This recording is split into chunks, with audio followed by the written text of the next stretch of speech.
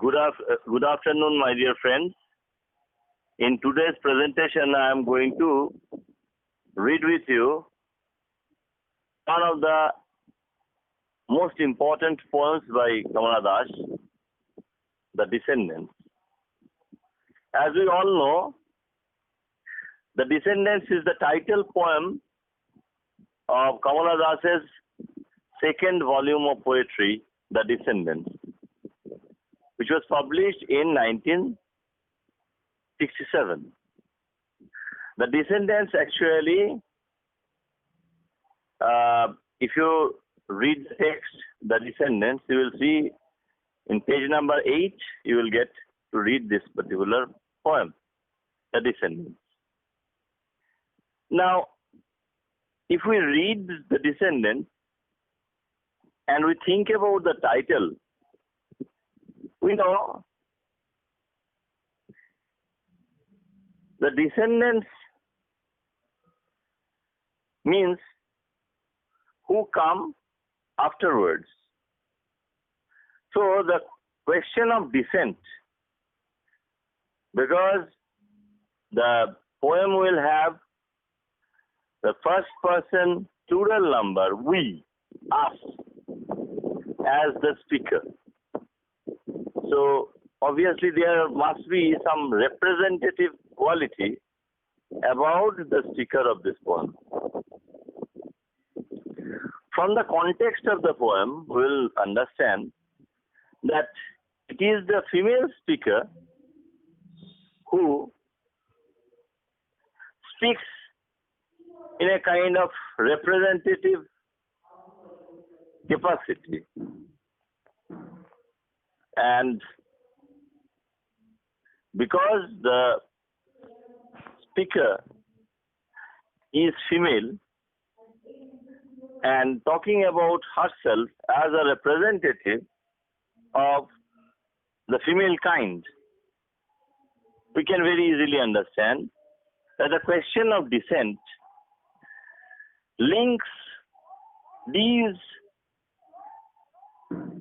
women to such figures as the female rebels like Lilith or Ahalya.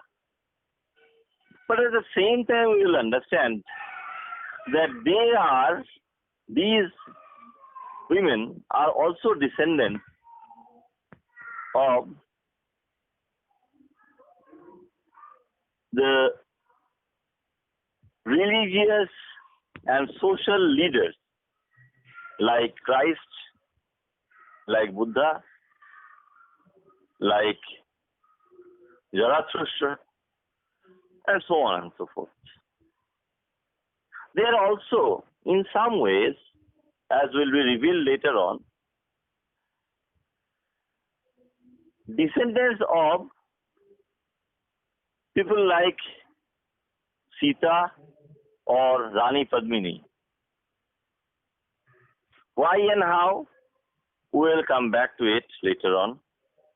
And I propose to read this poem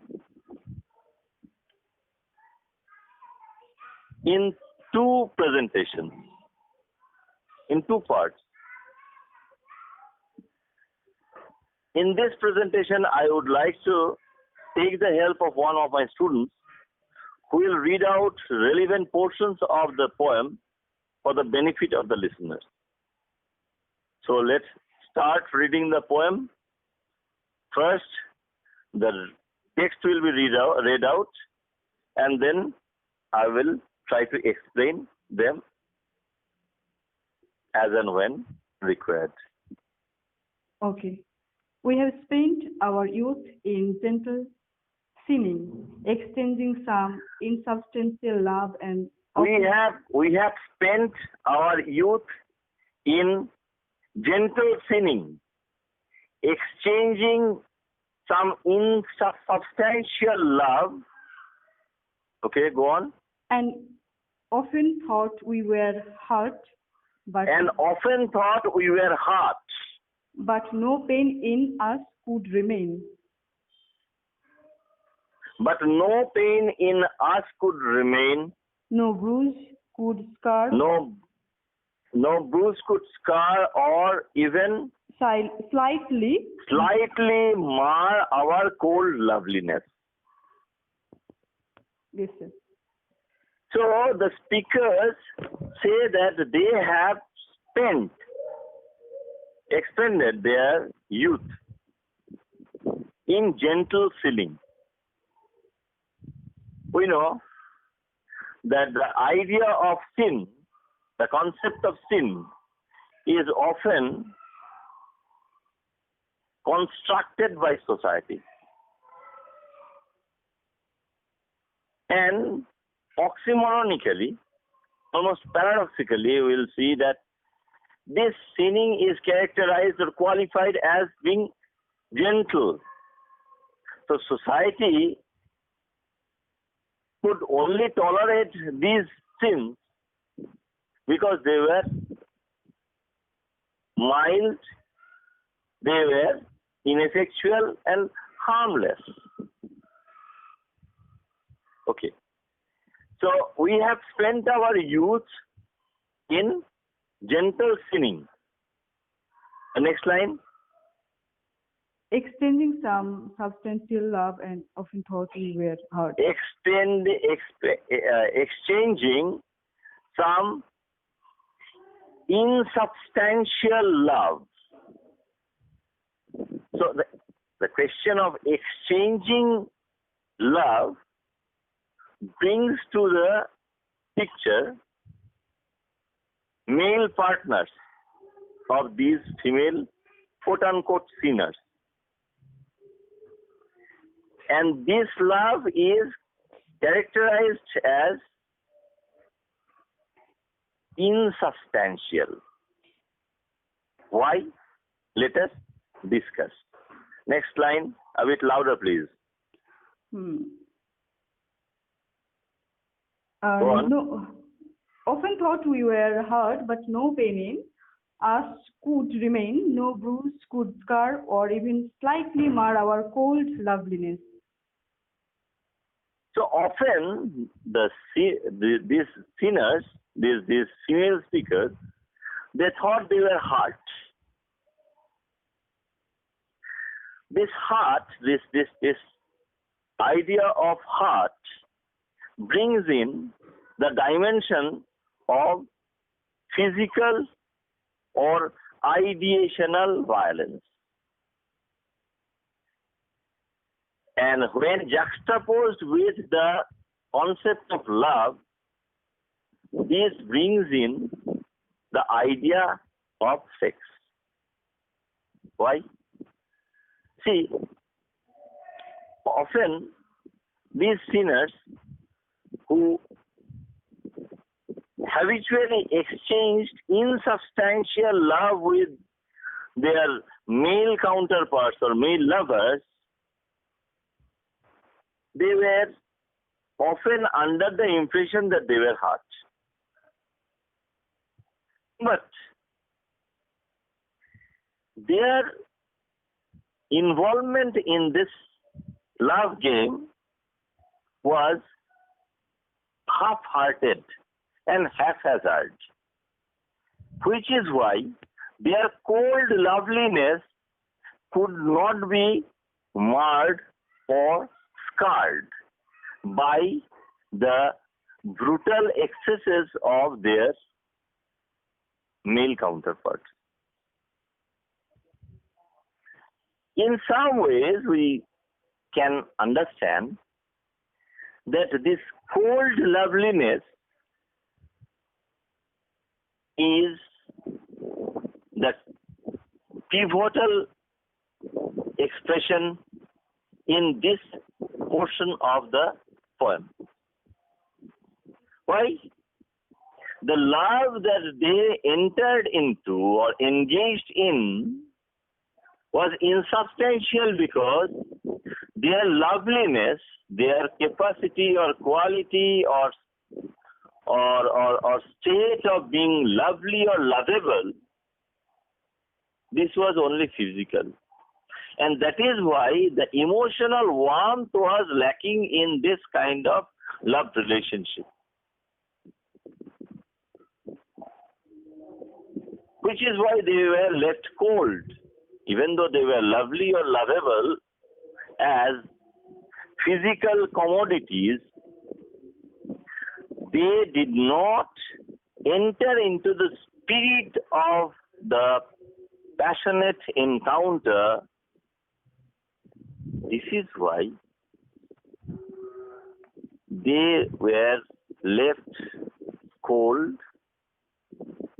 indifferent, or unaffected by the love relationship that they tentatively engaged in.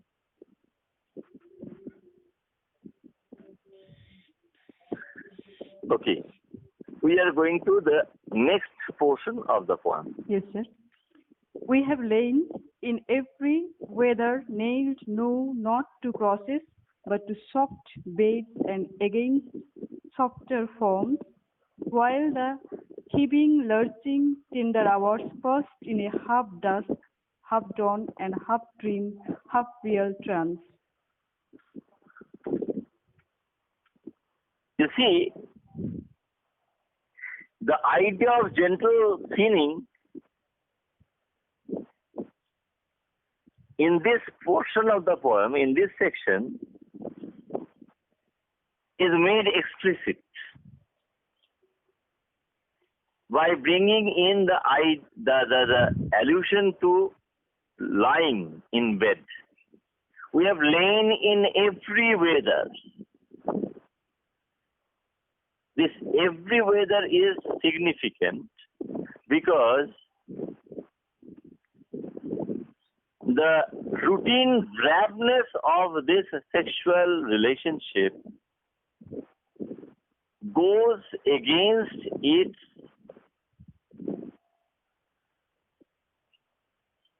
natural, spontaneous avatar. We have lain in every weather. Then Nailed no not to crosses. to crosses. They were nailed. Now here, the idea of nailed, being nailed, because of its twofold association with hard iron implements and with the sexual overtone of the male genital organ.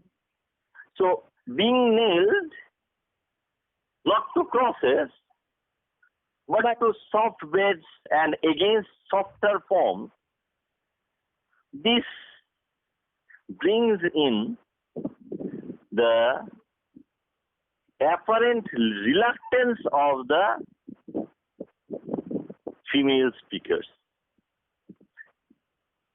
They had lain because they had to lie down. In every weather because they had no choice. They were nailed, if not to crosses like Christ, at least to soft beds. So the bed becomes a cross-like, the bed assumes a cross-like association. And this soft bed and softer form are only apparent, not actual. So, if not crucifixion, at least the idea of sacrifice, being sacrificed on the altar of male concupiscence,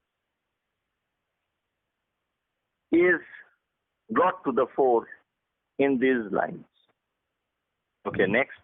Yes, sir. While the heaving, lurching, tender hours passed in a half dusk, half dawn, and half dream, half real trance. Yes. See, when they were spending their youth in gentle sinning, when they were lying down on soft wares against softer forms. They were not aware because they had lost the capacity of perception. They were in some kind of trance, being devoid of, again, the ability to perceive the passage of time, the heaving, latching, tender hours. The tender hours of their youth were passing away. But they could not distinguish dawn from dusk. They could not distinguish dream from reality because they were commodified. They had to yield. This idea of yielding will come to haunt the speakers in the next portion of the poem. So in this partial presentation, because I will hope to conclude the discussion of this poem in the second part of my presentation. The picture of the female speakers that Kamala Das has presented is at once a satirical expose of female helplessness and also a sad realization of its inescapability. I will hope to continue this discussion in the next presentation. Thank you for listening.